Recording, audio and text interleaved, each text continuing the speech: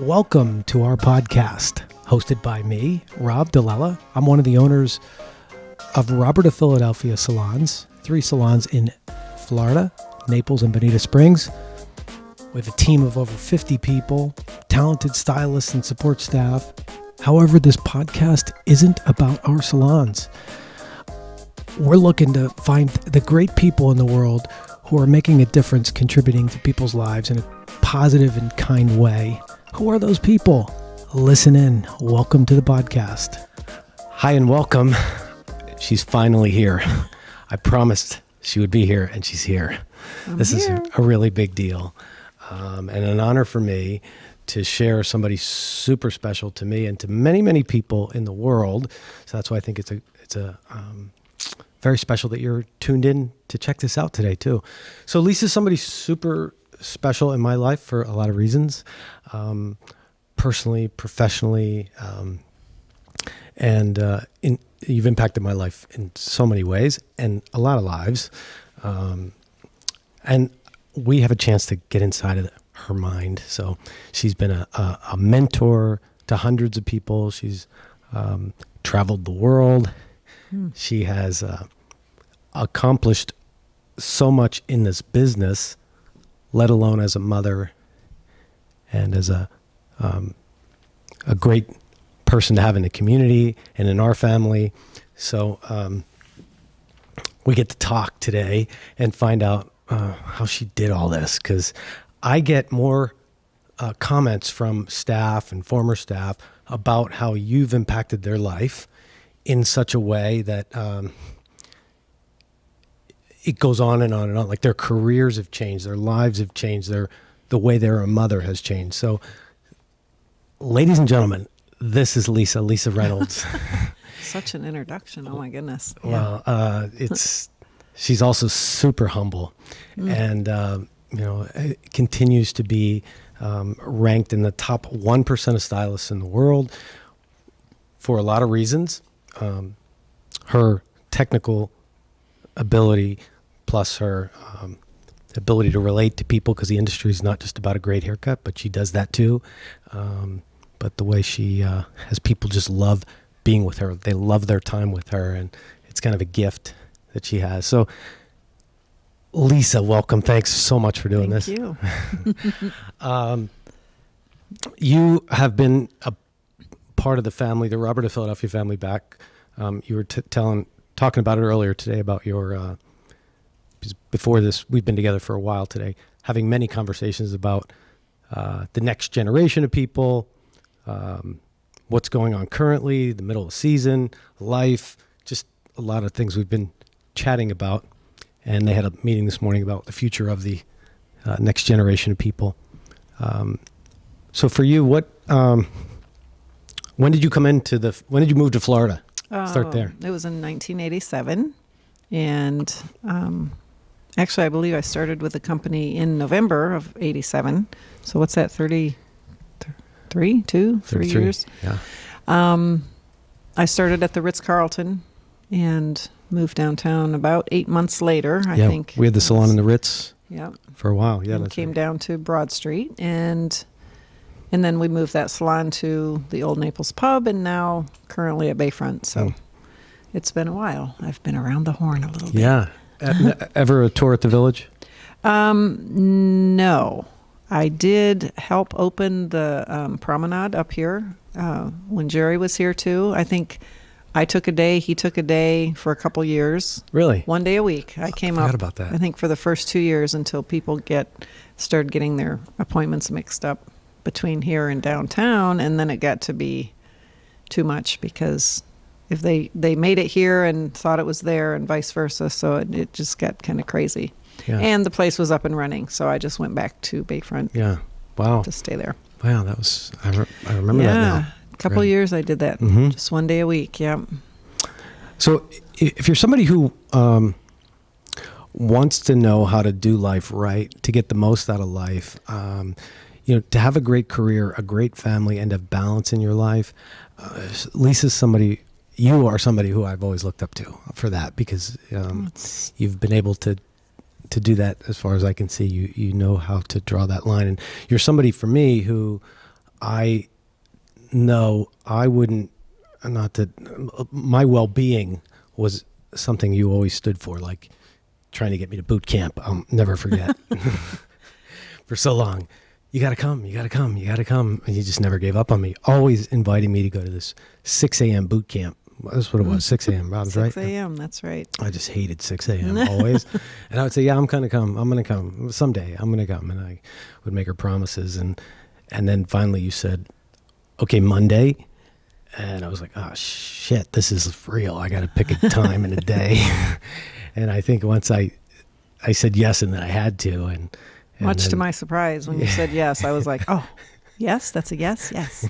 Okay. So it was dark at Fleischman Park. It was dark. It was still dark. And it's across from Naples, the zoo, the Naples Zoo. So you'd hear the lions roaring in the morning, right? And the monkeys, yeah. And the monkeys. The lions, yeah. It was a time of day that I'd never experienced before. Yeah, we'd watch the sun come up. Yeah. The sun would rise while we were out there on the football field, jumping around and, getting all that fresh air. And it was awesome. I turned into an addiction, really. It was just an awesome thing. Just thank you for never giving up. But you've always had that in you to always want to, you've been fit and taking care of yourself, because people have always looked up to you for that too. Like, right. Hey, wow, how does she do that? They look at she would, have a short sleeve shirt on when she's doing haircuts, and in the pictures, we'd take pictures of her while she was there, and she'd have this ripped tricep that people would be, instead of looking at her haircut technique, they were like, look at that tricep. Wow. I was blown away by, the guns. Yeah. Yeah. That's, I can't take credit for that other than, I don't know. I was born that way and just didn't have a lot of body fat there. So, and yes, I did do weights and stuff like that, but it was, I think, just the benefit from that, and physically it was just a blessing. Well, I mean, you worked for it too. I did work for it, but I've always been thin, so I was lucky that way. I've never had, you could see the muscle because there was no fat there. So honestly, I didn't set out to do that. My arms have always been shaped like that, and just when I am working out, they just get pumped up easy. Well, you work out, which is you eat right. You've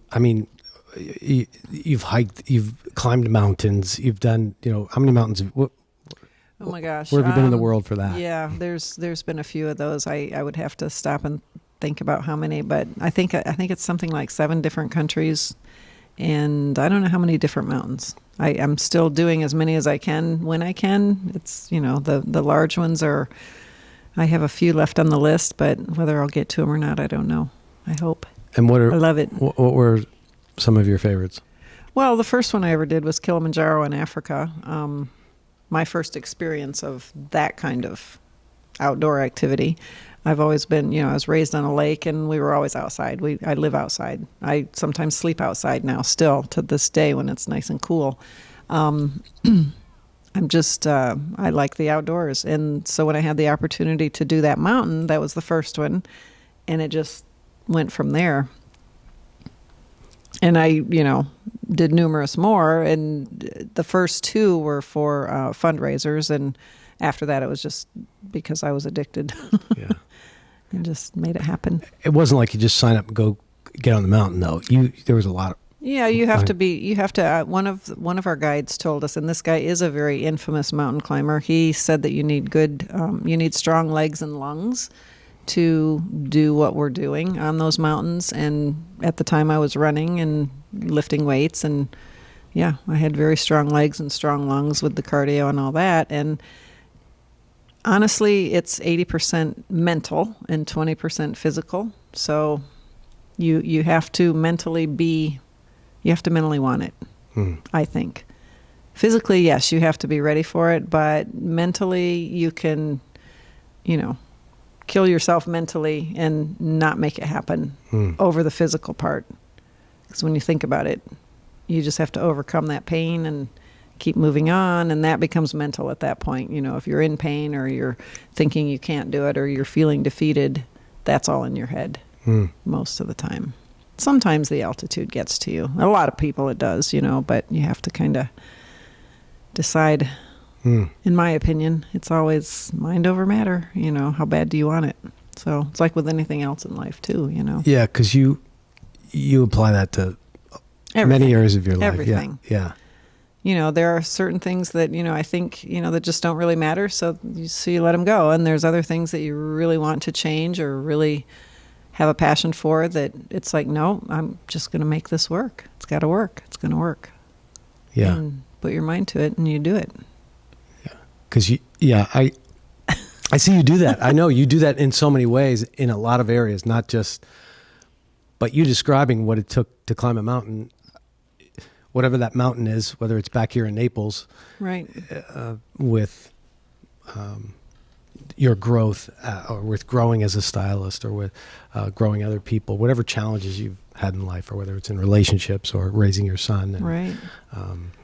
Well, there's always challenges, and I think we all want to be good, upstanding citizens, and I would love to be considered a good mother and somebody that's raised my son to be a good person, which he is. He's a wonderful, wonderful person, and yes, he is. He's just blown me away with his accomplishments and what he's done. He's fabulous, and I feel blessed to have him as my son. I've learned a lot from him, with his mental capacity and his personality and everything that he's done so far, and just the way he is with people too. I just love the way he is with people. So he's a good example, to be around, and we always have fun together. So. Yeah, you did a good job. Yeah, thank you. Yeah, he's a great human being. Yeah, good man. I think he is too. I feel the same way. I love him. I miss him, actually. I haven't seen him in a while. I know. You have to see him next time he comes in. Yeah. I watched him when we had the salon in the above the old Naples pub on 13th. I had a board up there that had all the children of everybody in the ROP family, and I remember that. his picture up there. He was just a little guy, and a littler guy anyway. He was 9 when we moved down here. So. And then he worked for you for a while, stocking products and stuff like that, and running around for you a little bit. And he's doing really well. He's moving on with his career. He's got his PhD, and he's in research up at UF. And he's doing podcasts. They ask him to do podcasts, so he'll be heading that up for one of the research teams, I believe. And I think he's working with 3 different research teams right now, if I have that right. It's so involved, I don't, Gainesville. It's hard to keep up. Yeah. It's what a difference too, because you're in this artistic field, and he's in this academic, really mind. I just research, just like I don't know what you got to know a lot of stuff that I'll never know. Crazy stuff he knows, and I don't. He's like a sponge. Everything he reads and listens to, and he retains it, and he's amazing. He's like a walking encyclopedia. You can tell me something, and 5 minutes later I wouldn't be able to repeat it. So I don't know how he retains it, but he does, and he just doesn't forget anything. He's one of those people that's kind of hard to argue with as well, because he knows so much. Yeah. So you have to, you can have that little debate. I think he gets that from my grandfather. My grandfather was the great debater. He loved to pick people's brains and get us thinking and get us talking about things and, asking questions. And Josh he's the same way. He can, he'll sit and listen to the conversation, and then he'll add his 2 cents, and then you're like, oh, yeah, okay, so you just changed my mind. Stuff like that. So always been like that all his life? He has...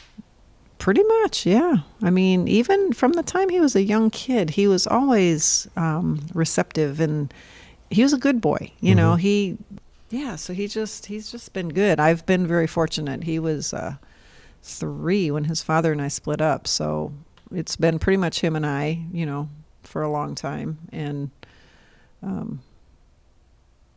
he's had a few outside influences, but other than that, it's just been him and I. So And that's also one of the other things that you've been such an inspiration for. I mean, you've overcome a lot of stereotypes in this business, in this industry, as a you've professionalized it to another degree, because this industry has always been looked at as a stylist. It was always looked at as, oh, well, if you can't succeed in school academically or can't get into college, let's just put you in the technical school to learn, the vocational school to just learn how to cut hair, because you can't do what you're supposed to do. Right. So we'll just put you over here and you just do this. And, that's the best we can do. It was a secondary career. It was just something to supplement failure. Like, okay, you couldn't do that, so we're going to do this. And it's always been looked at like that. And I still know a lot of parents who, they have these creative children who, have a passion for hair, but it's looked at as a field like, oh, please don't do that. You will just not have a great life if you do that. Just not going to work out. You're just, that's for failures. They're not looked at that way. And you have definitely turned that around in so many ways. And I still hear from so many people who look up to you for that, because you've not only been very, very successful in the business and made a great life out of it, but you've had a great life. It wasn't like you sacrificed everything to have that happen too. You were able to do it and be present with your son and present with your coworkers and be an inspiration to people and have this loyal group of clients who don't even look at you as somebody who they pay that's not a part of their lives. Like, you are ingrained in their lives in a very special way, as you are with the people you work with. So it's so different from what the stereotype is or has been. And you've proven that this is a professional business, that somebody can have it all and do well. And the unique thing about it is a lot of people who have this innate or incredible talent in the business also tend to have a little bit of an ego, which sometimes is okay, but it pushes other people away at times too. And you've done it with a lot of humility and with bringing other people around you up along the way, which has, maybe that's a part of your success too, because I see you have a ton of admiration. I don't even think you're even aware of the impact that you have on people sometimes, like the ripple of the number of people that you've mentored over the years. So that's unique and that's special, because you've helped transform a message that I've been trying to deliver for so long, like this. And this is a great business. This is a great industry. You can change people's lives and impact them in such a beautiful way and have a great life too, and not just have this be a secondary. Go prove your parents wrong. Like, show them that this is, this is something to be had. So you've thanks for the inspiration for so many people. You've done that so well. Well, thank you. I mean, any way I can help, I like to help people feel good about themselves and know that they can do it. My parents they had 5 children. They raised all of us to be quite independent and fend for ourselves, and we all are. And we all have our own talents within our family, which is really kind of fun. I love my sisters. I have 1 brother, 3 sisters, and we all have something that we're good at, just like pretty much everybody, on this earth. So when you find your passion and that passion, then you can thrive in it. And, that's what I always impressed upon my son, Josh, too. It's like, find something that you have a passion for. You don't have to be a wealthy man, because you'll be a wealthy person if you're doing what you love and you're helping someone besides yourself. Okay. So he thought about that, and he has told me that many times. It's like, well, it's, you told me, find something, that you want to do. And I think a lot of people, if even in this business, it is a very, almost like a secret, when you have a downturn in the economy, everybody runs to the bar and you have to have your hair cut. So it's a no-brainer. People have to look good. They want to look good. They when everything else is falling apart, that's where they come to us to just have that little piece of love and compassion, and and you put the icing on the cake with making them feel good about themselves if they look good, teaching them how to do it at home, teaching them how to keep the look. I mean, yes, people will pay for that, and they want that, and they need it. And it's fun to have that challenge. If you see somebody come in that's in a bad mood or just really grumpy or not having a good day, and instead of, and sometimes I do feel like, yeah, they're trying to bring me down too, but no, that's not going to happen. Let me bring them up. And if I can do that, that becomes a challenge. So it can be exhausting, but it's also fun to see them go out with a smile if they didn't come in with a smile, and help everyone else around you. There's a lot of things that can be learned in this business. I don't know everything. I don't think anyone ever does, but if you can just be genuine to yourself, and if you build it, they will come. Be genuine, be real. Well, the theory of that in this business is so on point. Like, that's so critical. Like, everything that you said about that. However, with you, I noticed that you practice that. Like, even it's season, it's March now, and it's crazy, and you've been going at it, and you really don't even have that much of your season is year round. It's not like you have this big peak and then, you have some, but it's not as like it is for a lot of people. But always, because Lisa always has she's always juggling a waiting list, and there's always a lot of people who want to get in to see you. So even in those moments where you've got two people waiting for you, you've got somebody in your chair, you got somebody whose collar needs to come off, you've got, they're asking you questions up front. Can you get so-and-so in at 5:00 that day? You got to think about that. And your ability to that person who's in your chair in that moment, to not just brush off the fact that they've been coming to you for 10 years, you've been doing the same thing, but you always take that time to give them the opportunity to have a discussion about it, to ask them, to have a conversation about, is it time? Do you want to make it? You always give them that moment. You never assume anything. You give them that all each time. So there's you don't take any shortcuts with people. So, it's one thing to hear the theory of that. Yeah, I got to make sure they can do this at home, and I got to make sure I consult with them and do this. There's the steps and all of that. But despite the circumstances, like, no matter how chaotic it is, I watch you be present in the moment with each one, wherever they are, whether their husband's sick in the hospital or,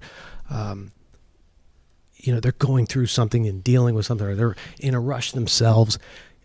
You never let them see. You don't rush a haircut or make it look like, I'm so scattered. You give them that moment. So that's consistent. I've seen you do it year after year and guest after guest, and I'm sure that has an impact on them too, because no matter how chaotic it is, you never treat them like next. Right. Next. Right. Let me just get this haircut done, and next.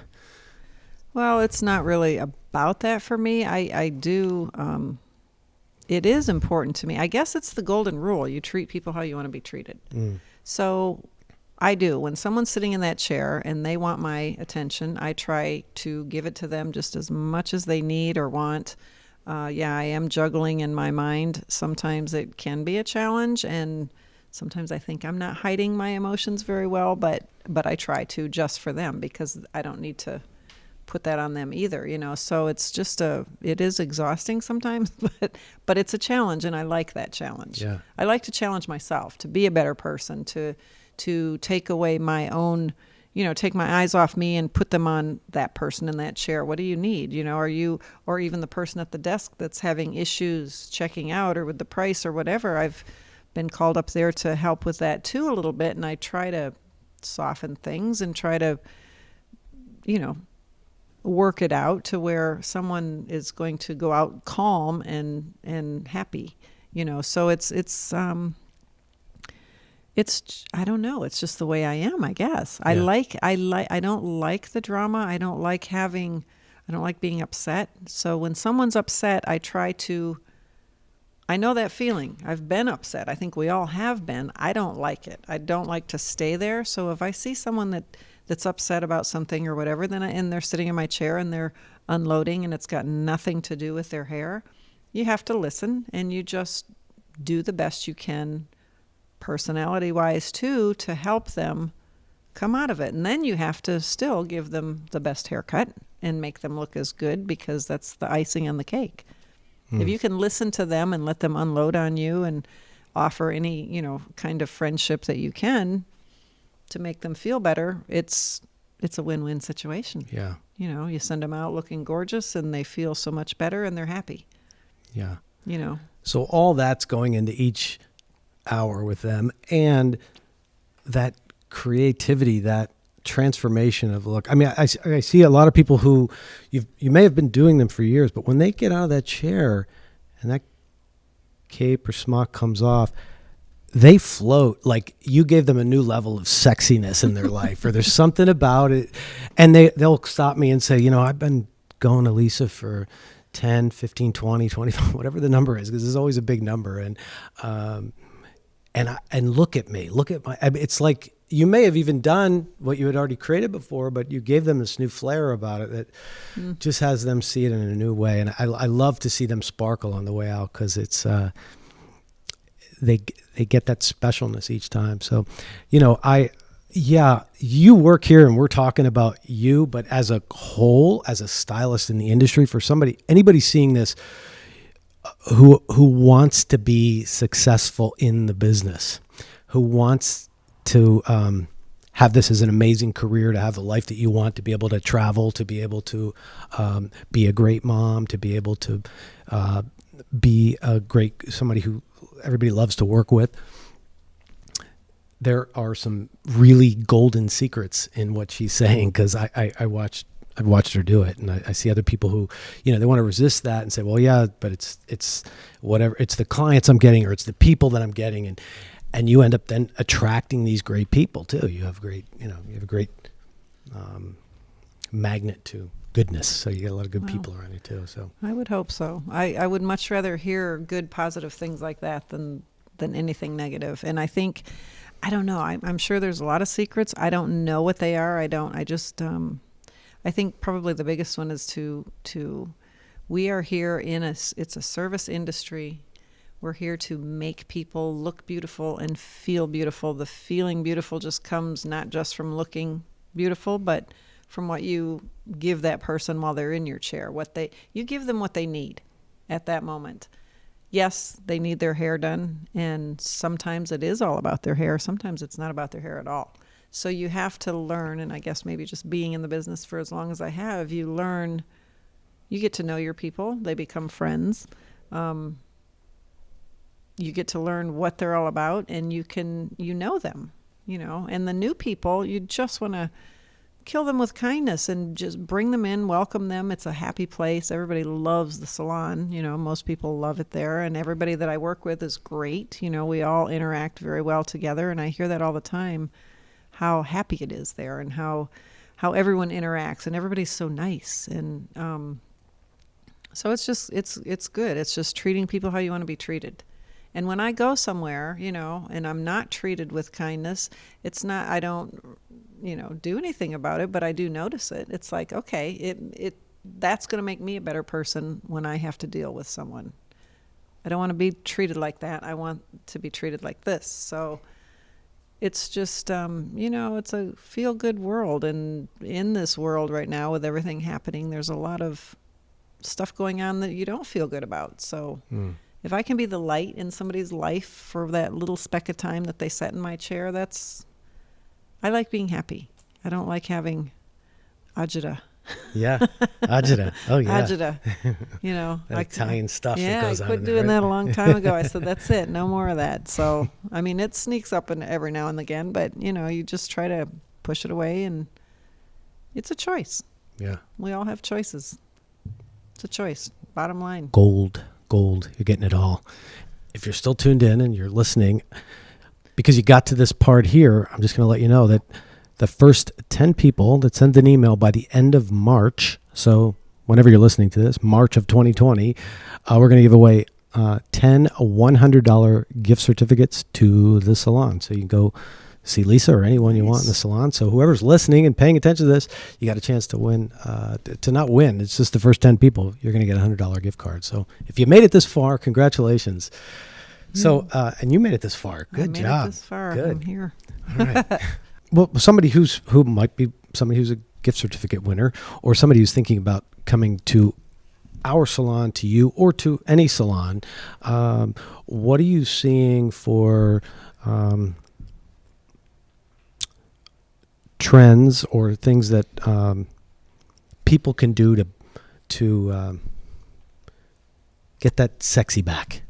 Okay, well, I would say that if you have had the same hairdo for a while, talk to your stylist. I think there are a lot of trends. It's no bangs, yes bangs, no bangs, yes fringe, blunt cuts. It's there's so many things that change and keep changing that it's hard to really keep up with it. I haven't really seen, I know the trends are out there, but I haven't really seen any major trends like the Dorothy Hamill or the mullet or anything like that was so popular all at once.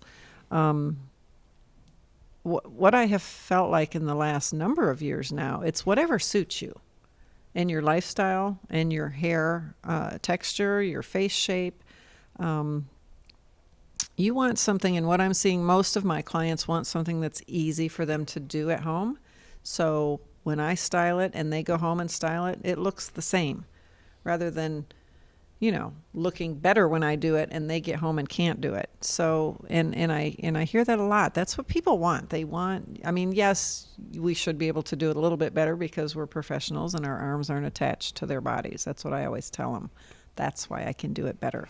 So I'm teaching you how to do it. So, and I do see a lot of people that are they get cuts that suit their hair to make it easy. So they don't have to mess with it a lot. So as far as trends, a lot of, I know they have them and I know they're out there, but I don't do like super trendy stuff. I'll inject a little bit of this and that, depending on the person and their personality. So I kind of stick to that a little more. If somebody brings a picture and they want it and it can work on their hair and all that, then yes, we can do it. Otherwise, I just have to be honest and say, that's not going to work. But a different version of that may, and try to work with people. So I guess what I would say is if you, just switch up your style every now and again. It could just be the way you blow it out. Or if you have curly hair or straight hair, or mix it up or whatever, go back and forth.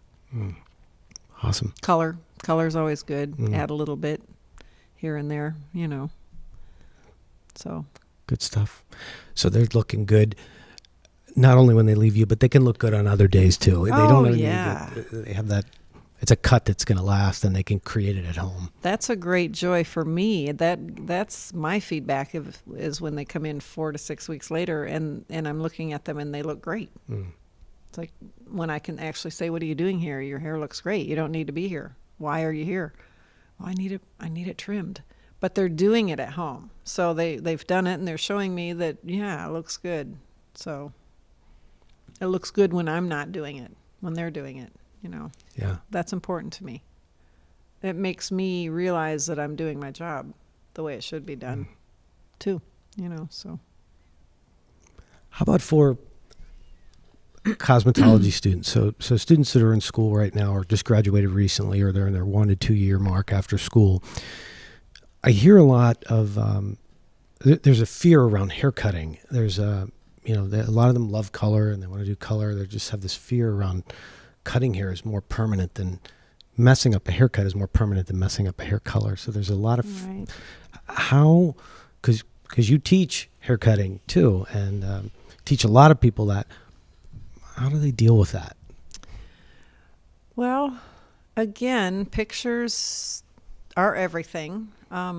If you understand what you're doing with your scissors and your comb and your sections and partings and with your cutting, if you understand when you're looking at a picture how to do that picture, how to do that haircut from a picture or from someone's description, that's the key, is knowing and understanding what you're doing. So that's what I try to implement in the cutting classes. The students have all been through school. Most of them are licensed already when they get to us. And so they've already had their formal beginning part of it. And then after that, there's never a right and wrong in cutting as far as I'm concerned. There are so many different ways to go about it, and everybody has their different terminology and their methodology and everything, but it's all basically the same. You're cutting square shapes on a round head. You're cutting round shapes on a round head, so it's just the angles and stuff that you have to use, that you have to understand why you're doing what you're doing. So, and not to be afraid of it. I mean, everybody is in the beginning, because when you cut, it is a permanent thing. I like to, if I'm unsure or uncertain, or if the person's uncertain, I will cut it on the long side, just so we have more to cut off if they want more. I'd rather inconvenience someone to come back in and cut it shorter than cut it too short and have them go out really mad or never come back, or something upset. I don't want to upset people. I want to send them out happy. So a lot of times that's what I'll do. If it's somebody new that I'm not familiar with, and they want something majorly different, then we go and, we take it easy. And I explain that to them. It's like, well, let's just start here, and if you want this shorter, you call me and we'll get it shorter. Or if you can't work with it when you get home, if it's not short enough, if we need to take more off, we'll do that. Or even before they leave the chair, so, but you have to understand how to achieve what you're trying to achieve. It's knowledge, doing it, practicing it, cutting on your mannequins, learning as much as you can in school, watching other people in the salons, going to the hair shows, watching people on stage, watch what they're doing and listen to what they're saying, and you'll pick up something from everybody. Even if it's one or two little things, over the years, they all add up, and you're going to create your own way of doing something, or your own creation. But you have to have the basics. So if you have to understand what you're doing and why you're doing it. And I've heard you say this, that learning the different methods of a haircut, because different educators teach different methods, that learning them all, or learning as many as you can, and then creating from where you're at with those. So there's not one way where you say, oh, it has to be this way. I've heard you leave people that flexibility, like, it's just this way, only one way, only the Paul Mitchell way, or only the Vidal Sassoon way, or only the Robert way, or Synergy. There's so many, there's so many different ways, and lingo. Everybody's got their own terminology as well. The more you know about the terminology, and the more terminology you know and understand, one word can have 10 different meanings, or one meaning can have 10 different words, I guess is the way I want to put it. So there's figuring that out too a little bit. I don't believe in one way of cutting. I just have my way. And my way is a compilation of Vidal Sassoon, Pivot Point, over the years, all the people that I've watched. Yosh, one of my favorite people in the world, watching him cut hair is magical. He's out of San Francisco, and he was at the shop once, actually. Your dad brought him over. He says, oh, I got your favorite person here. So I got to meet him, which was really nice. But I didn't know that. Yeah, when we were doing the photo books. Oh, yeah. I don't know how your dad got him there, but he was in our back room, and I'm like, oh my gosh. Wow. So he, just watching him at different hair shows and stuff has taught me a lot. I like his approach to things and the way he thinks. So you do, as a student, you have to, and we're all students, you have to be able to connect with somebody. So I think the more people you see, the more questions you ask, the more you get out and look around, the better off you're going to be, the more you're going to know and be able to do, and then tweak it and make it your own, which is really nice, to be able to put your own twist on something that maybe somebody can replicate, somebody can't.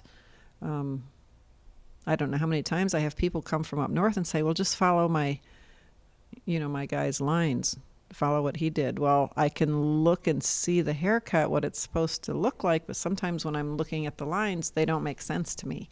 So I just have to do my thing to replicate what they're trying to tell me too. So it's a challenge, but it's fun. It is fun. And I think you do have to have, some people do prefer color to cutting and vice versa. So you have to have that want to do one or the other or both. If I had to pick, I would be cutting, but I like to dabble in the color too. Am I an expert at the color? I'm an expert enough to do it. Okay. I'm not like Robin and Brenda and Tracy, David, all these people that have been fabulous, color directors or color, people in our salon are wonderful with what they know. And that is just an endless thing too. You can never know everything with that. And it can boggle my mind. So thank God that I do have a little bit of help when I need it that I can rely on. So, and the same with the cutting. I mean, I look at some of these kids coming out of school now with their clipper cuts. I went to a school that was owned by a barber and a cosmetologist. He had both licenses, and so it was a benefit. But we didn't do a lot of clipper cuts. It was a cosmetology school.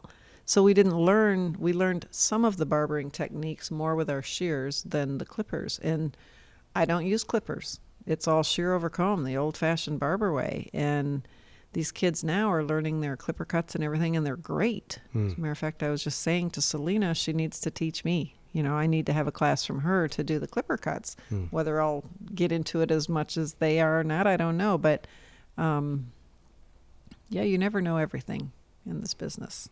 And I think I've always said the people that do feel like they know everything and they can't be taught anything are done. Their careers are pretty much over. Because if you're not open to learning new things, then how can you... I think that's why I've been around so long. Either that or I'm just here because I have to be. I have no one to fall back on but myself. So, yeah. Well, your passion shows up differently because you unusually you continue to grow business-wise. You continue to be somebody who's been around that long in this business. Typically, there's a decline over time just because the passion or the cynicism gets too high, or the passion for what it was that got you there to begin with, and too much other stuff got in the way. And I guess that's another part of it that's important. In fact, I think we might have even been talking about that earlier too, is keeping some of that other stuff out of the way, keeping good people around you.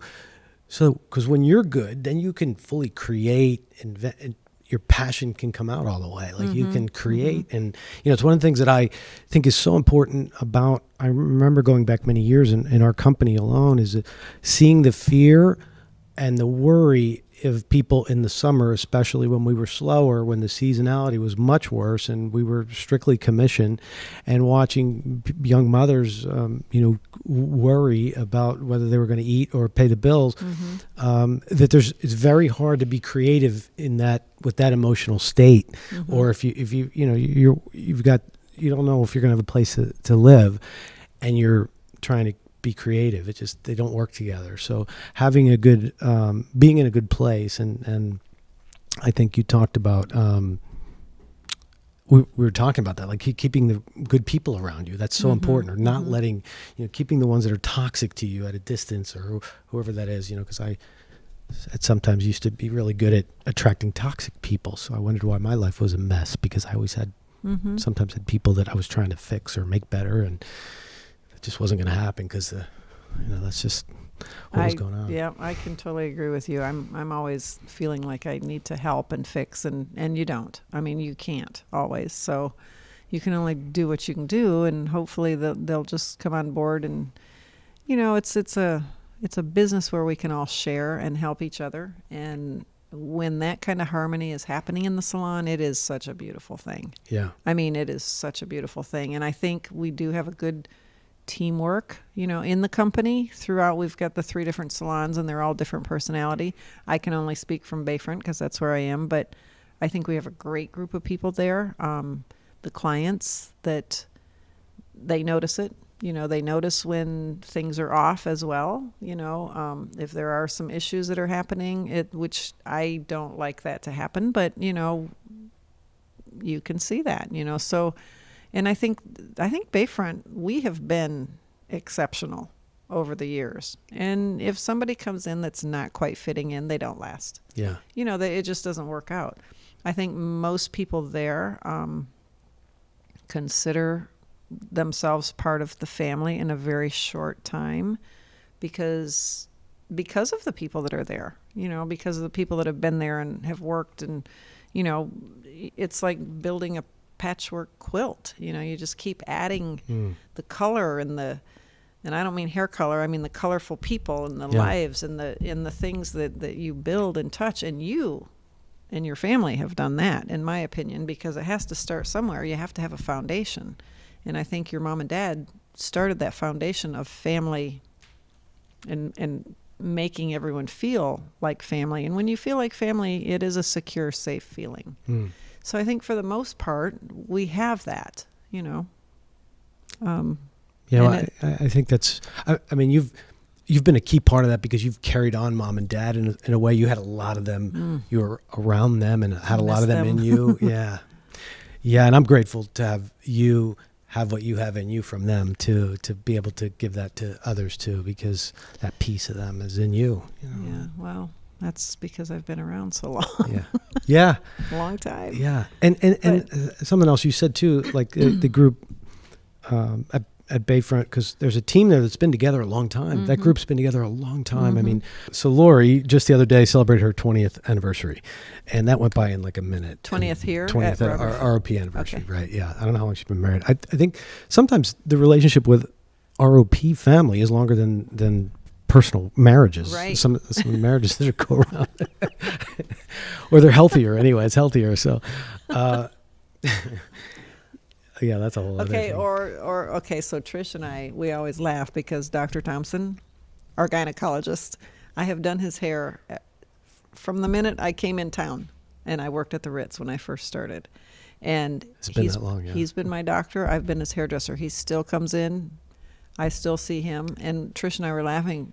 She's like, and she told him, she says, you know, you're the only stable male in Lisa and my life all these years. I thought that was good. I never thought about that. Yeah, that's true. There's yeah. that part of it. And then there's the fact that he's your gynecologist and you cut his hair and I you've been cut his doing hair. this together for a long time. and Yeah, You're it works. kind of intimate in another way, but it's different. Yeah. Yeah. Well, thanks, Doc. Yeah, that's a long time yes. since the Here's Ritz, to huh? Dr. Thompson. Woohoo! Yeah. Is he still delivering? He's still delivering. He's delivering babies of babies now. Wow. Yeah. Wow. Which is I kinda wonder cool. if he keeps Michael count. Ann, when she was working for me, he said, I think he delivered me. And she came in the next day and she said, yep, he delivered me. Wow. So many people in this Yeah. community who he's brought into the world. That's pretty cool. Yeah. And he that's what he said. He says, yep, I'm delivering babies of babies now. That's cool. Hey, we gotta have him on here sometime. I Hey, know, Doc, you gotta know get what him you want over here. here. Yeah, that'd be cool. At the Ritz is where you met him too, huh? Yeah, That's what at the first- Ritz. okay. Yeah. So why were we? We were talking about the chemistry amongst each other. So the group together. And the other thing is because it's never utopia. It's not like it's perfection. Believe me, there is the dynamics of humanity, of human beings come out. And I mean, you're with the same people.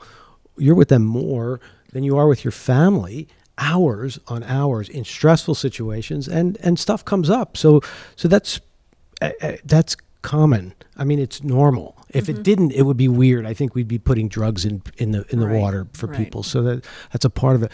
But for the team to be able to go through those times ongoingly, because it's always one person's always having their thing, like whatever it is. And you know, there's some people might have them a little bit more frequently than others, but there's always something that people are going through that everybody else has to kind of, get them through. And I watch the dynamic because I get to see it in 3 different locations. I get to see, where people are at, and one group's going, oh man, this is the worst. We're having a tough time. This is going on here, and so-and-so's this, and this is happening. And then I go, well, you should go over to the other one and see what's going on over there, because yours looks like nothing compared to theirs. So there's always but in the scheme of it, wow, do we have great problems? I mean, our problems are awesome compared to the rest. I mean, they may look like a big deal because of what we're used to and how we interact and just how things kind of work themselves out, and the leadership, or just the generosity and the love and the kindness of people internally. We have just some amazing people, really extraordinary people that I get to be around. I'm just really blessed. I mean, there's nothing, if I'm having a bad day or a bad moment getting to the salon during the season, and there are a couple bad moments on the way sometimes this time of year, but it never fails. Whatever one I go to, there's always this group of people that are always bringing people up. And I don't mean in the ass-kissing way, oh, the boss is here. I just mean in the humanity way, the love way that's there. And I hear it from people who come in, and that's really ultimately what it is that we do and what we're passionate about, what we wanted. That's what makes this business so cool, is that you get to make them look hot, feel hot, but on the inside, they actually feel good that way too. And there's this like magical feeling that they leave with it. They can't quite describe. Yeah, the hair looks amazing. And it does. We have very, very talented people. You know, a lot of times we could talk on here just about the great hair and all the work that's done. We don't document a lot of the great work that goes on. And we do some kick-ass work at every location. There's so many talented people. And we're talking about what's behind that, the people behind that, really more so than anything like that. What gives that, and what and you talked about that. I think you used the term safe or security, maybe, or just feel that people feel there's not this fear or threat. Yeah, they feel right. secure. Secure. You know, I think.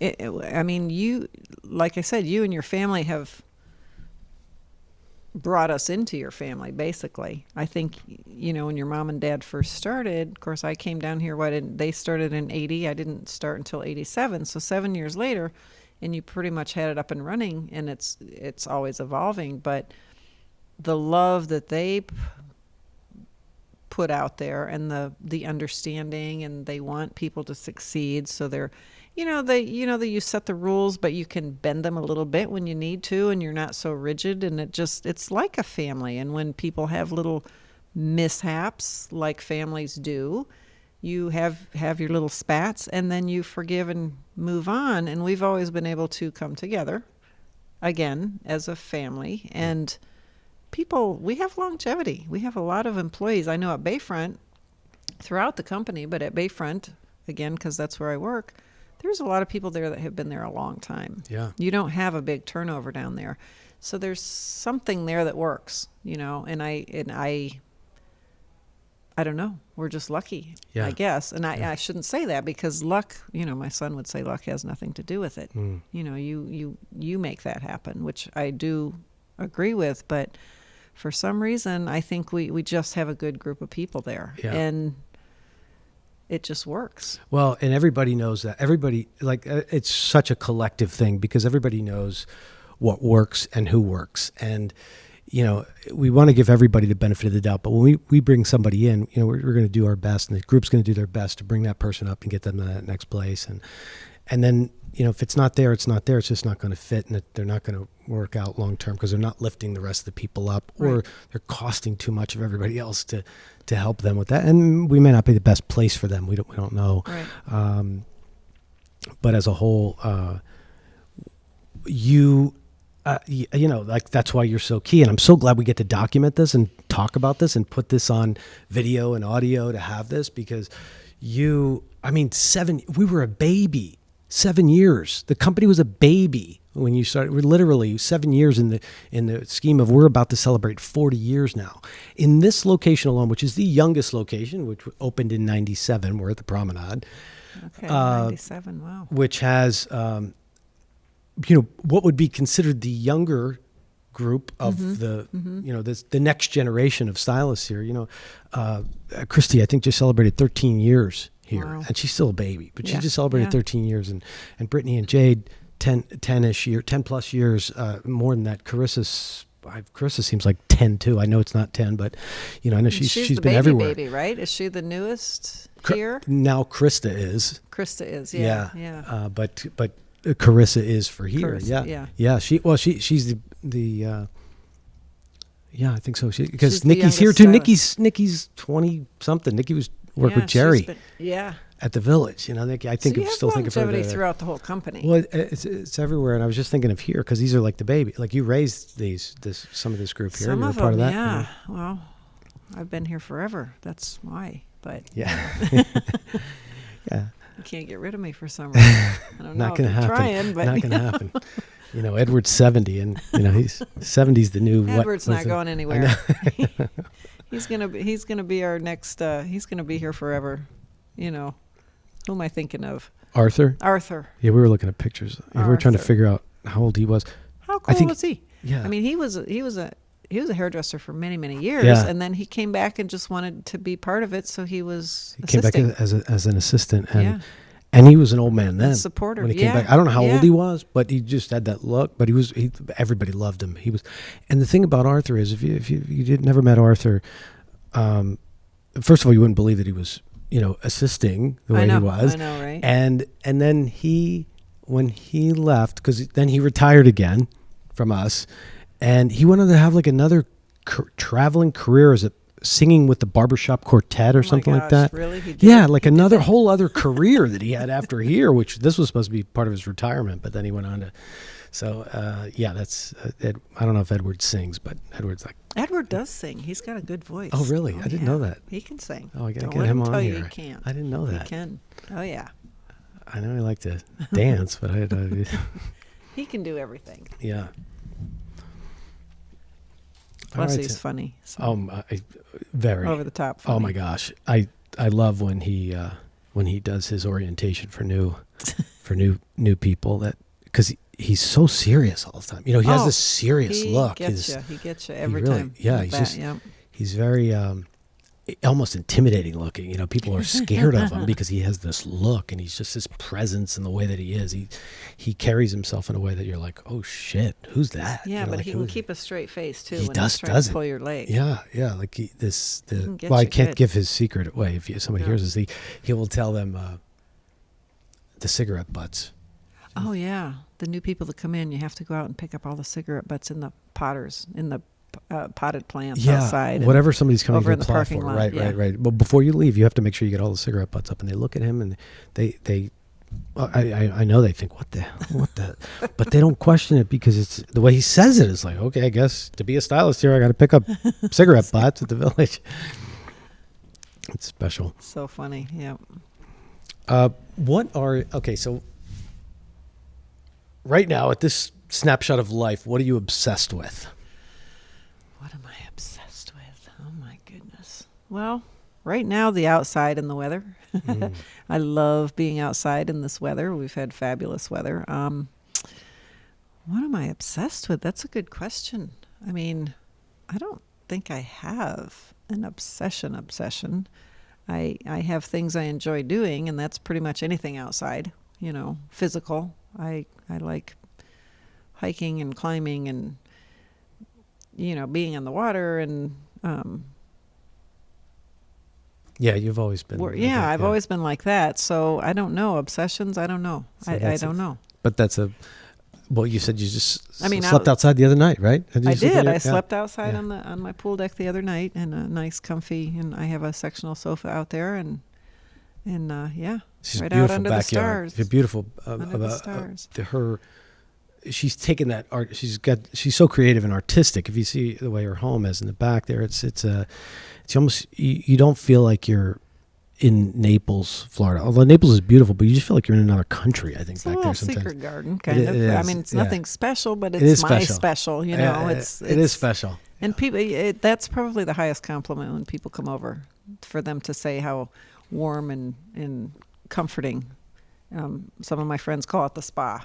I need a day at the spa. It's what it's I'm like. Okay, come on, so. Yeah. But I mean, I enjoy it. It's so that is my passion, I guess, just keeping my house up and my yard and, being outside as much as I can, being at work, sharing my knowledge with, the new kids and helping them along. And there's nothing like the satisfaction that I get when I see Aubrey's book, Jess's book, Sophie's building her clients now. All these kids that I've helped in the past, Rosa, building and getting busy and loving what they're doing, and enjoying that. To me, that's an obsession. I like that. I mean, I'm not over the top obsessed with it, is not what I'm saying, but it's a thing I enjoy seeing, and I try to encourage them when I see that. It's like, wow, look at your book today. You're slammed, These are people that you have mentored, you have taken under, you've that have been through the classes or just being at the shop, you know. Yeah. Rosa, I don't think she's been at the classes, but at my classes, but she's at the shop, and I remember when she first started, she says, I just want to cut hair, and she's so cute. You know, I said, oh, you will, just hang in here with us. You're going to learn a lot of stuff, and look at her now. I mean, she's doing wonderful things with her extensions, and you know, she's taken on in her relaxers and all that stuff. That's her passion, or at least that's what it appears to be. So everybody fits in where they fit in, and that's the nice thing. You allow them to have their passion and what they're good at and what they want to do. You know, we don't have to all do color and cuts and all this stuff. You know, you allow everyone to come in and do. You know, that could be one of the secrets too. You know, you just allow people to be who they are and have their passions about what they want to do within our company, and it works. Yeah. Well, and there's nothing more satisfying than seeing when a person can fully be themselves and they can fully express themselves with their passion. It's just, that's a beautiful thing to watch people. You know, it's one of the reasons why we don't do interviews anymore. You know, like we were talking about that because, you know, interviewing somebody for a job here, I don't get the real person. Right. You know, the interviews aren't designed to get the real person. Interviews are designed to get the job. And that might take being somebody who I'm not and trying to be what they think, what I think they want me to be. So we want to reveal more of who they really are. And that doesn't mean they have to be you or Rosa or Robin or Diana or Edward. They just need to be who they are. Right. Need to be who Brittany is and who Jade is. Show us you. Yeah. There's so, I mean, there's so many people that, people make the world go round. If we were all the same, it would be so boring. So, you know, the people that are going to fit in with us and work with us and work not, I don't want to say like us, but on parallel, you know, togetherness. Yeah. And you can have that bonding togetherness and sharing your knowledge and sharing your experience and staying humble, not going up over the top, and because that just never works. You know, it doesn't. So the people that need that tend to move on. They don't tend to stay with us, which is fine, you know, but I think we have a good group that likes to share, and you know. Yeah, some people it's you know, their true self or who they've really become. I mean, we've had people who I've helped them leave because they recognize that this isn't for them, and that's okay. Like, they're being more themselves, and inside of this, our spaces, it's not for them, and that's okay too. That's good. As long as you're happy, like being happy and not pretending, you know, you're someone else, or pretending you have to be another way, or trying to compensate for something else. That's, first of all, it's struggle and effort, and it's never fulfilling. You go home tired, and you know, and that's something that, you know, I know, like, and I was just talking last week, because Lisa said, you know, we're at one of those moments where Lisa said, we need to talk. We need to get a collective conversation together. And I love this about everyone here, and I encourage this for everyone here or wherever you are. Like, sometimes it looks like it's especially with us, it's not just one way. Like, sometimes we don't know what the way is, and we've evolved so much, or we have new patterns or new colors in the formula that change the way that we might need to look at things. And Lisa said, you know, we have to have a conversation about the latest iteration of whatever the hell's going on here. Let's all talk about it. And I appreciate that so much, because it gave everybody a chance to, you know, and sometimes it brings stuff up that's uncomfortable or awkward or whatever it is, but that's a part of it. I mean, when that stuff comes out, that's great, because then we have a chance to transform it, make it better, you know, get some of those resentments out sometimes that people have, or whatever those things, underlying things are, and then move on. And then, you know, at both places, we had meetings at two locations, and, you know, they're both drastically different, and both give totally different results, but it was good for everyone to have that communication. And you know, I rely on everybody. Like, when there's those bumps in the road, and in any relationship, I think it's the secret to success in any relationship. Like, it's what I love about my wife, Michelle. I adore that about her. There's nothing hidden with her. Like, she lets me know everything that works and doesn't work. And she's not a whiny complainer at all. She'll just say, listen, could you, whatever it is, put your dishes away before you leave, or whatever it is, like whatever it was that I'm not doing, so that when I come home at night, she's not like scowling at me and I have to figure out why I'm getting the scowl. She doesn't do that. She's gets complete with it and shares. So I try to be more like that, but I'm not great at it, but I get inspired by her because then she's complete with stuff, and then she can be with me instead of.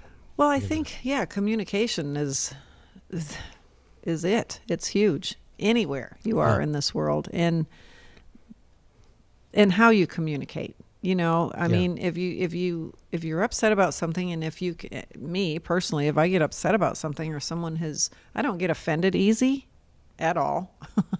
Because half the time I'm just like, well, that's your problem. That's not my problem. In my head, it's like, yeah, no, that's you. So, but occasionally I will get upset, and I just have to give it time, give it a minute to think about it. And then it's your presentation. It's the way you say something, the way you have to address someone, the way you have to correct someone. If you feel like you need to talk to somebody about something, if you do it with kindness and warmth, you might get a little resistant in the beginning, but you have to realize it's all going to be better in the end. If you come at someone hard, you're going to get pushback. Come at them soft. It's communication, and I think it's communication skills. Not to say that I'm so good at it, because I'm not, but I try to be better. I try to be better with each situation and again, I always try to put myself in that person's shoes. And nobody likes to say anything negative to somebody, or nobody likes to point something out that they could do better.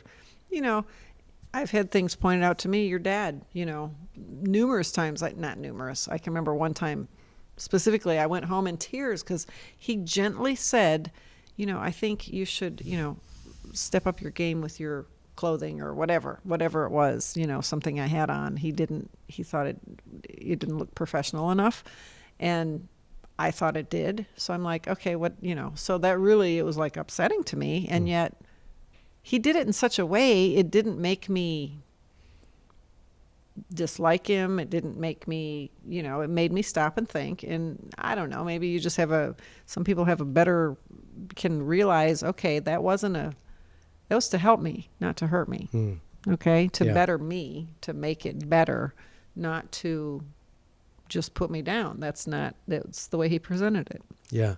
So it's in your presentation, it's the tone of your voice. If when you're communicating, it's all communication. Nobody likes to say anything to somebody negative. Nobody likes confrontation, but I am learning the longer you let it go, the worse it gets. So, say it up front, try and, address it immediately and move on.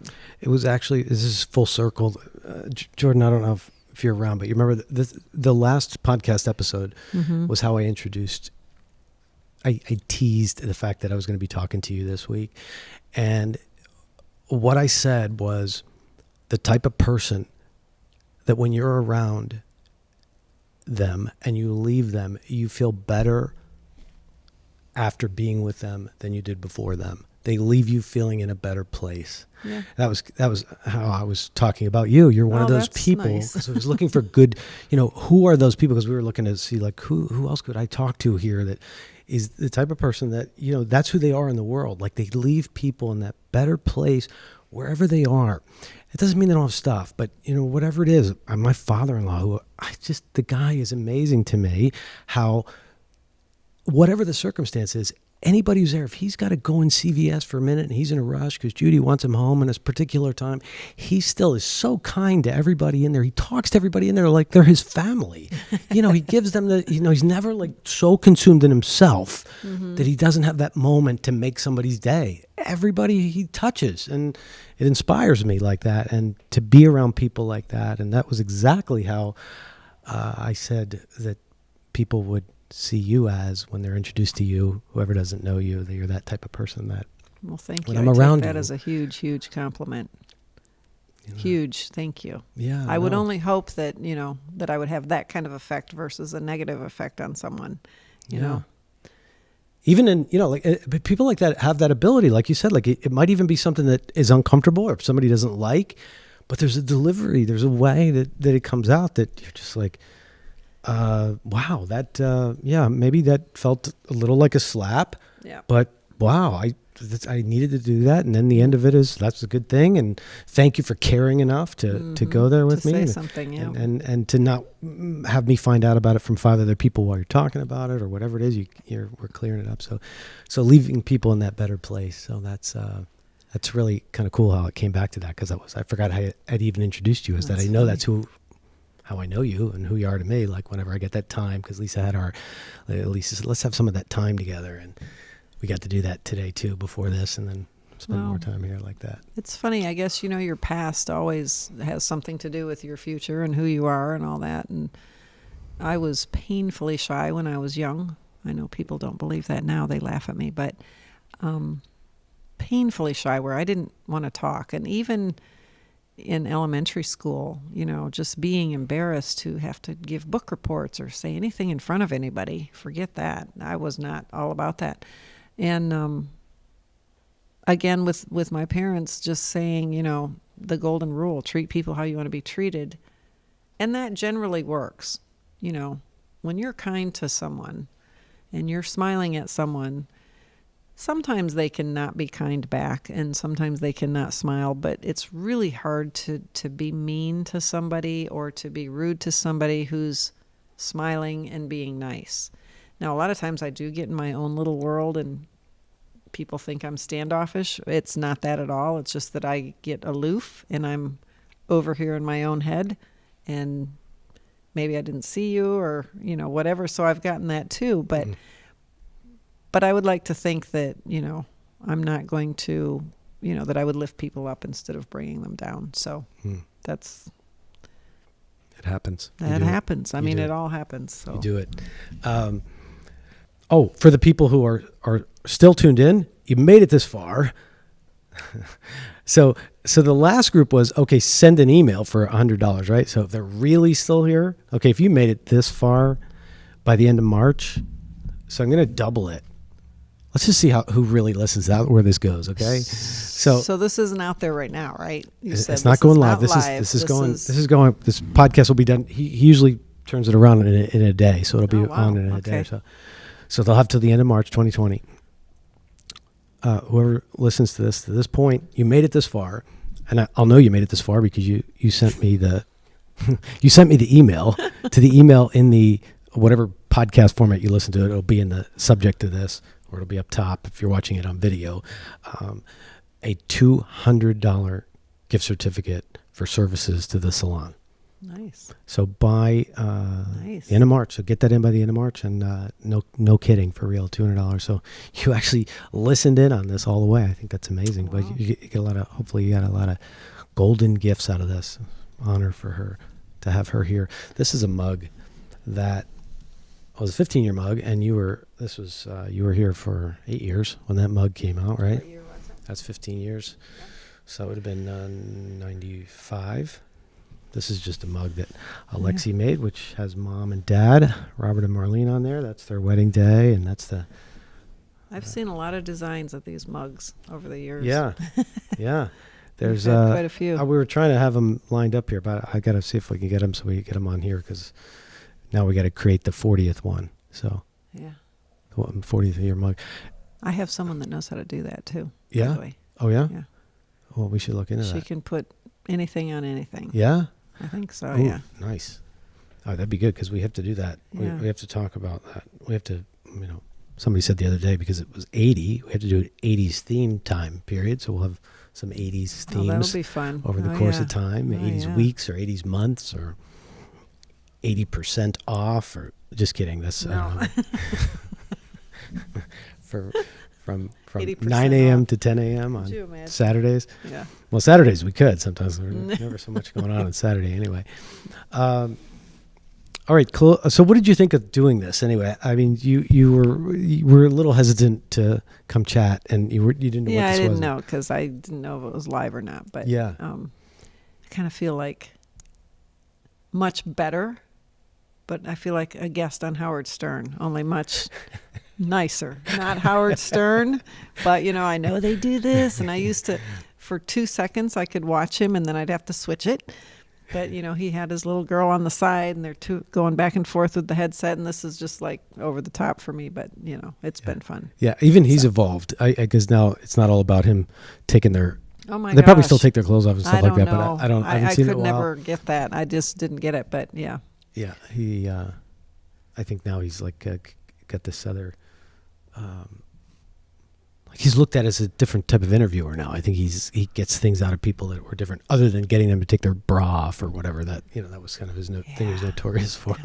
I don't know. I don't watch him, but I haven't seen him in a while. But yeah, he. And I don't know if they were ever live. They probably weren't live either. But oh yeah. Oh, they were live. Oh yeah. No, yeah. I would never do this live. So know that right yeah. now. Oh, I know the last thing.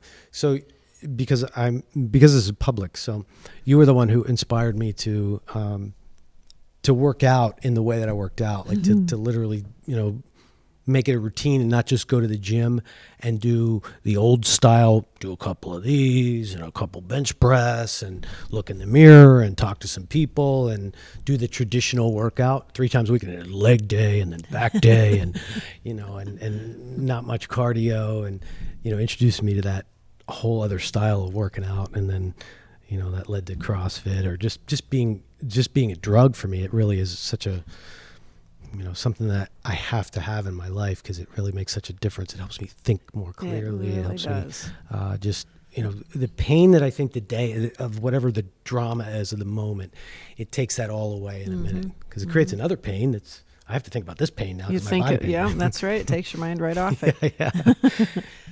But I think the endorphins that you get from working out, doing any kind of outside activity that's going to get your heart rate up or get your, get you physical. Yeah. To where you have to be in the moment. When I'm climbing mountains and climbing rocks and stuff, you have to be right in that moment. Yeah. Nothing on the outside world is in your head.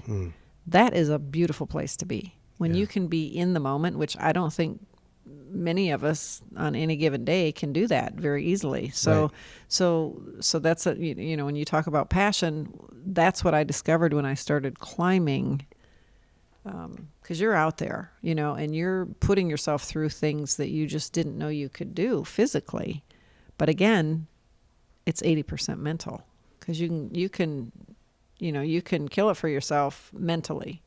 But you have to be there in the moment for some of those situations, because if you're not in that moment, you could be in trouble, danger. Right, you could die. Yeah, exactly. You could take a wrong step, you could make a wrong move, and people do it all the time. You know, you have to be alert. And when you're at high altitude, it makes it even more of a challenge, because you don't have the capacity to think clear. The higher you go, the less oxygen you have to your brain, and you don't think clear. We were talking about the effects of physical working out. Yeah. It does. It's like it's all part of the package as far as I'm concerned. Yeah. Your mental ability, your physical ability, getting that fresh air in your lungs, getting your heart rate up, it makes you feel alive. Yeah. I remember one of the last times I was hiking through the Alps, we were up high and we were trekking through, but we came to this glacial lake. It was this brilliant, icy blue water. And I dared one of the doctors to jump in, and he did. I couldn't believe it. So a few of the other ones did, and they just kept jumping in. It was a glacier lake up high in the mountains. It was cold. And I didn't go in, and I always wish I would have, because one of our other guides, the female guide, she says, "I'm going in." And she jumped in, and she said, it just makes me feel so alive to jump in that cold water. And ever since she told me that, I thought, even getting in my pool in the dead of the winter, it's not heated anymore. And sometimes I just want to get in that water because I'm hot. I've been working in the yard, whatever, and I know it's going to feel icy cold. I go in so quick. You have to go in quick. But it does. You come up out of that water, and you feel... it just brings you back to life. So exercise does that. Any kind of outdoor fresh air, you shouldn't be sedentary. You shouldn't be inside all the time. You have to have that. It's a complete, I think if you have that completeness as a human being, you're going to be a better, happier human being. One of those components of it. Yeah, it's just all part of it. And then you taught me that. Jumping in the pool or jumping in the glacial lake, is that what it's called? Yeah. Just it's doing cold. that.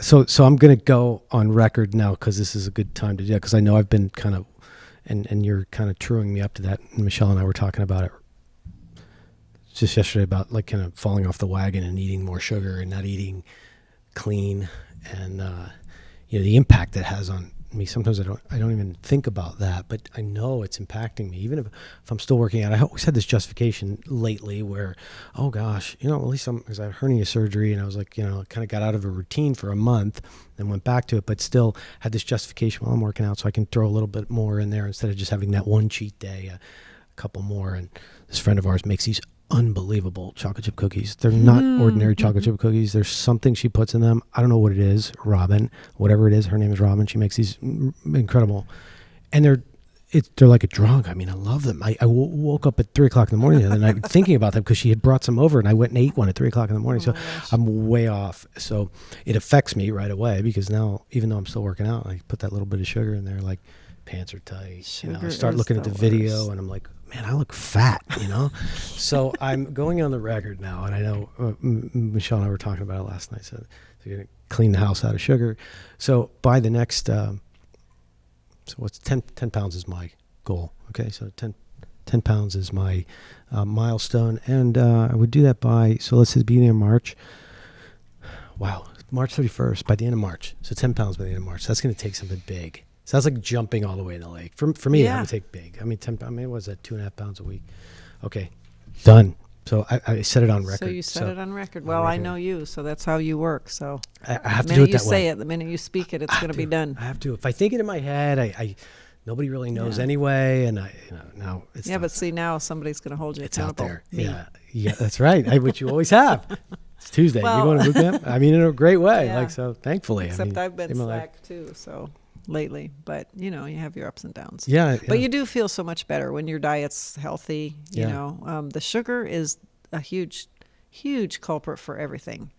Everything. Your Alzheimer's, your heart disease, everything. Yeah. It's just really, really bad. Yeah. More so than the fat and all the stuff, the drug. The artificial sugar is probably worse than the real sugar, in my opinion. Yeah. I mean, I will eat real sugar before the artificial stuff. Mm-hmm. So I just don't eat it. I mean, I do. Believe me, I eat plenty of sugar, but when I'm good, I'm really good. And, the same thing. The minute you start sneaking off too much, and, you can have a little bit here, a little bit there, but, my downfall is sugar. It always has been my whole life, you know. So, I do have an issue with it, and now I have much more control over what I eat and what I don't eat now than I ever did have. I used to always eat whatever I wanted, and it never affected my weight ever. Now it does, so I have to be careful. I never used to, which was really, you could just eat? Never did. Wow. Never, ever did. Wow. Never liked that. I was always too skinny my whole life, so. Yeah, I love food so much, and I love it all so much. I just so I now have to plan my meals, and chicken breast and broccoli, and get the sugar out of the house. And March 31st, 10 pounds. Thanks. Eating's never been a big thing to me. I mean, I like good healthy food, and I like bad food too, but I just don't eat a lot of it. Yeah. So sometimes when I am eating sugar, that's all I'm eating, like in a day, and that's never good. Yeah. And I can definitely tell how it's affecting my brain and my body, sure. Inside, outside, everything, just the way I feel. So I try not to do that anymore. I sometimes think that I could live on Robin's cookies. Sometimes I wish I could just live on those cookies. I thought you were going to say Christy. Christy, she make makes cookies. Really good. Really good chocolate chip cookies. Yeah, these are just I don't know what it is, but they're gone. Now I can't, because I just went and did this. I can't have any more, so I got to clean it up, and I know I'll feel better, and I'll thank you for this. So you might trued me up to that. Thank you. The sun is doing its thing now, right? I'm cooking right now, and the air's going. So that means it's time. Usually we have this hour that we get to. So thanks for being willing to, number one, taking the time, but also trusting me that it's painless. It's not Howard Stern. It's. Yes, and I'm not flashing. Thanks, Lise. I love you. You're welcome, Rob. I love you too. It's been good.